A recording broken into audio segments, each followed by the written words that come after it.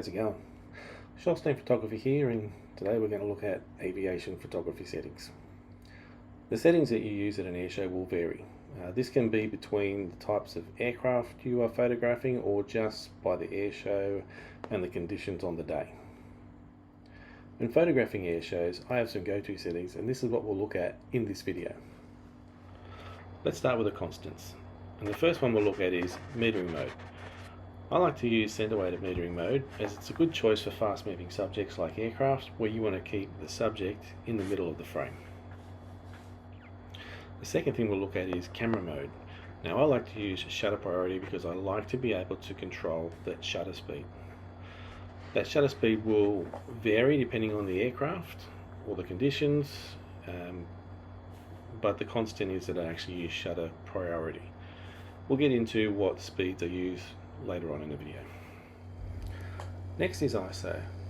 This is one that I like to leave in auto because as you're panning across, you're going to go from maybe a slightly darker background through to where the sun might be very close, so it's going to be brighter, and then back through to slightly darker. So letting the camera decide what the best ISO for each part of that panning is going to be a lot easier than trying to control that yourself. Then there's aperture. So as I'm shooting in shutter priority, the camera takes care of the aperture for me as well. There's quite a lot of things that I like to leave in auto. One of those is also the white balance. Just let the camera take care of the white balance for me. The focus mode I like to use is AI servo. Now that's on a Canon camera. On other cameras it might be called something different, but basically what it is it is constantly changing the autofocus. So as the subject moves across, continually the autofocus just continues to focus on that subject. I'll move on then to subject detection. Now if your camera has this, and not all do, then you want to set it for an appropriate subject. For instance, the Canon R6 Mark II allows you to either keep that in auto, adjust it for people, animals or vehicles. As we're shooting aircraft and they're fast moving, just vehicles is the most appropriate setting for what I'm doing at an air show, so I keep it on vehicles. For autofocus area, I leave that on AF around. This allows the autofocus to lock onto the aircraft in the viewfinder even when I don't have it in the middle of the viewfinder. The file type that I use is always RAW. I don't shoot in anything other than RAW. This allows me to bring out details during editing that I wouldn't be able to bring out if I was shooting in JPEG. And the last of the constants is drive mode. Now drive mode will depend on the camera you've got and the memory cards that you use. So I use these memory cards, SD cards. It's a 256 gigabit card, which means I can basically shoot all day. And it's a V60, so that allows 60 megabits per second write speeds, which allows me to keep my camera in continuous high speed mode, which is the fastest that it can take the pictures. Basically what I would suggest to you is that you keep your camera in some sort of a burst mode where it's taking continuous pictures. This allows multiple pictures to be taken as you're panning with the aircraft, and the more pictures that you have, the better chance that you have one where you've actually tracked it perfectly. So for instance, you're looking at this picture here. That's one that I took in burst mode. It's actually on my older 700D. But with this particular picture, when I took that series of pictures with that burst mode, not all of them were in focus. This one was, and that's why I use that burst mode, because as you go across, you might get a couple that are in focus and then you might get the rest that aren't. So give yourself the best chance of getting one in focus by using that burst mode. Alright, we looked at the things that are constant with our camera settings. Now we'll look at some of the things that change. So some things will change depending on the conditions on the day, just how well you're going yourself with your photography, or it could be down to the aircraft that is actually being displayed at the time. So one of the things that you want to do, well, one of the things that I find desirable is getting what we call prop blur when we're photographing a prop-driven aircraft. So for instance, the Spartan here is a prop-driven plane. So I don't want to have the prop look like it's frozen. I want to create that sense of speed and action, so I like to get what we call this prop blur here, which is where you can see the props are actually, you can see that they're spinning basically. They're not just stopped in one spot. They're looking like they're actually spinning. And one of the things I do try to do is try to get what we call a full disc. So this is not quite a full disc here. You can see that in this example here, there's gaps. So a full disc would just mean that you've got basically a circle with no gaps in the outside here. I quite like getting these heavy lifters with that little bit of a gap, but for the fighters and those sort of aircraft like your P-51 Mustangs, your Spitfires, I like to get that full circle happening. To achieve that prop blur, I change the shutter speed on my camera and I try and slow the shutter speed down. The slower the shutter speed, the more prop blur you're going to see. In this case with the Spartan, I've got the prop blur because I've got that shutter speed down to 1/125th of a second. So it's fairly slow. It's not the slowest that I'll take photos at, but it's fairly slow. It's certainly not as fast as what I would have the shutter speed for a jet, for instance. And I find that the sweet spot for most aircraft that I've photographed is somewhere between 1/100th of a second and 1/125th of a second. So that's where I'll do most of my shooting, in that range when it comes to these prop driven aircraft. I have had it down to as low as 1/60th or 1/50th in some cases, particularly Wanaka. I seem to be able to get the shutter speed right down there. Doesn't always work out. When I'm down that low, I usually have quite the photos come out a little bit shaky because you've got to try and hand hold that. So you get a little bit of movement with your hands and it will blur that photo. The quickest that I do would probably be somewhere around 1/300th of a second, maybe 1/400th of a second. And the only reason that I would do that is because it might be an aircraft that I haven't seen before and I want to make sure I get a nice clear picture of that aircraft. So I'll do a couple at that higher speed just to make sure I get that nice clear picture. Might not have much prop blur, but I just want to make sure that I get that aircraft nice and clear, so I'll up the speed a bit. Once I've got those couple of pictures, I will dial it down so that I can try and create that prop blur, and hopefully some of the ones that I've dialed that speed down will come out and I might not have to use those ones at the higher speed, so I'll get that nice prop blur. So this example shows where I've actually upped that shutter speed. In this case, I've upped it to 1/500th of a second, and you can see on the Kitty Hawk here, there's not much prop blur at all. And on the Spitfire, again, not much prop blur at all.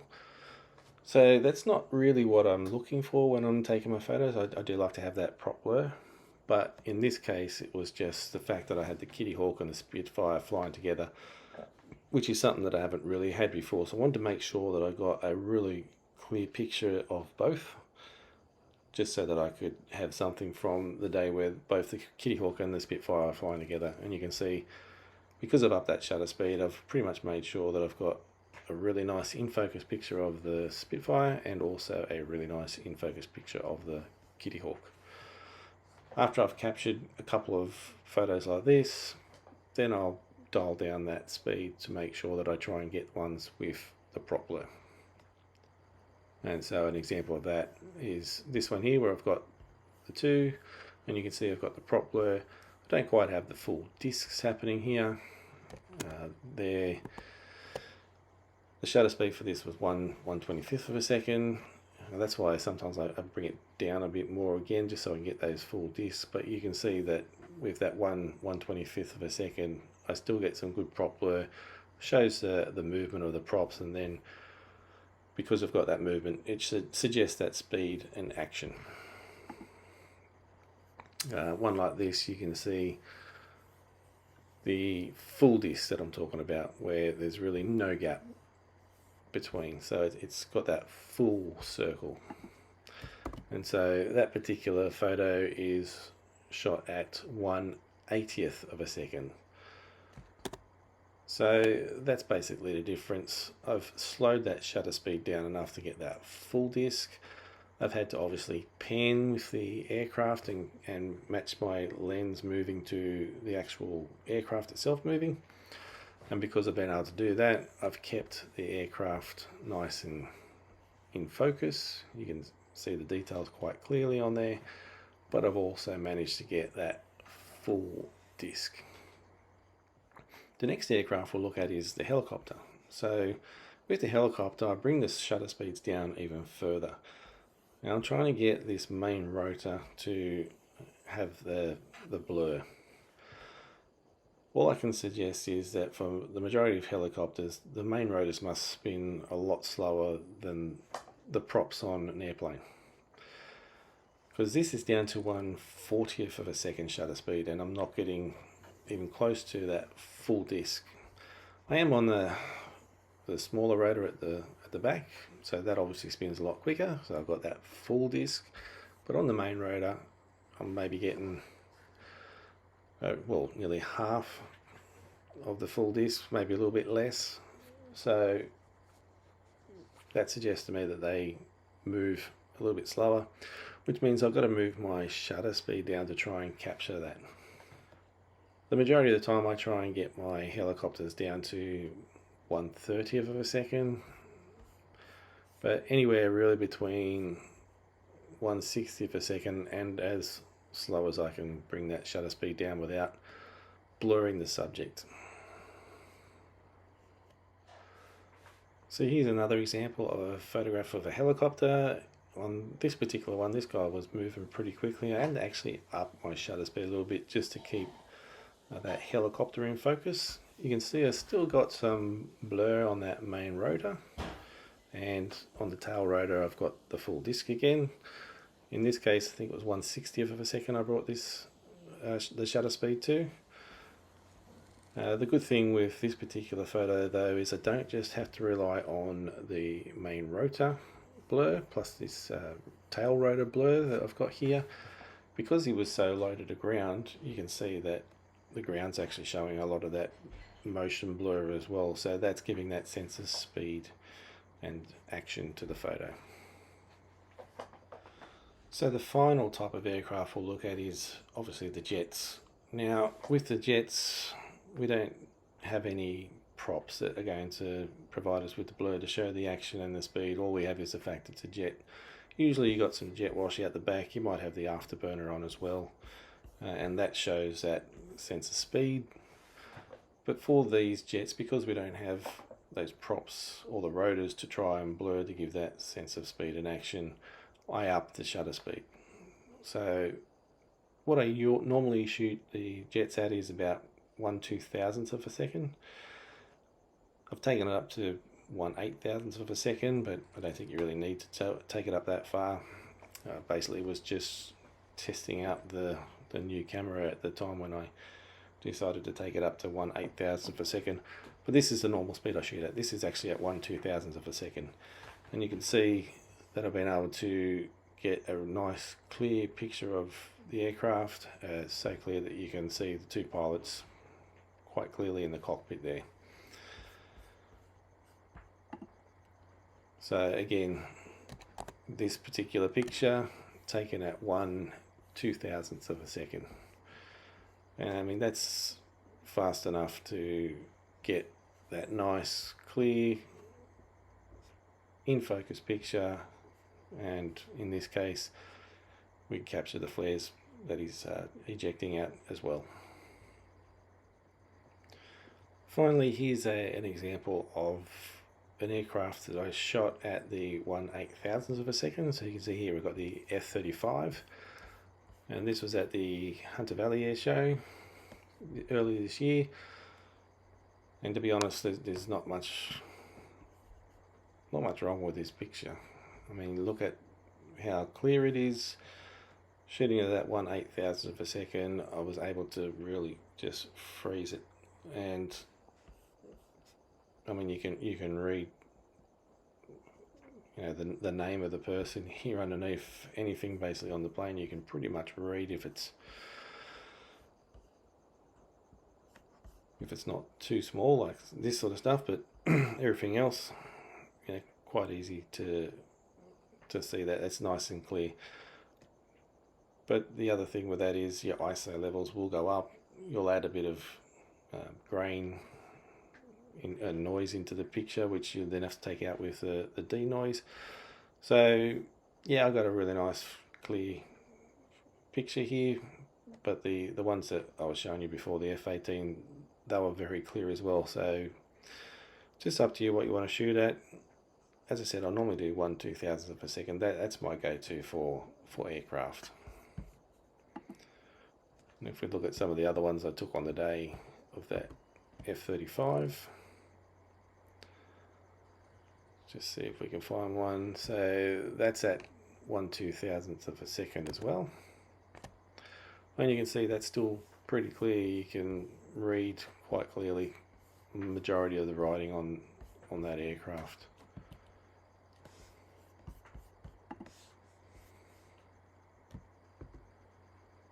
So again, there's one at 1/2000th of a second, and you can see just how clear it is. So my usual 1/2000th of a second for the fast jets. Well, that's just an overview of the settings that I use when I'm at an air show. So they're the typical settings I use. Now, if you like what you've seen today, please like, comment and subscribe. It really helps the channel. And I'll see you in the next one.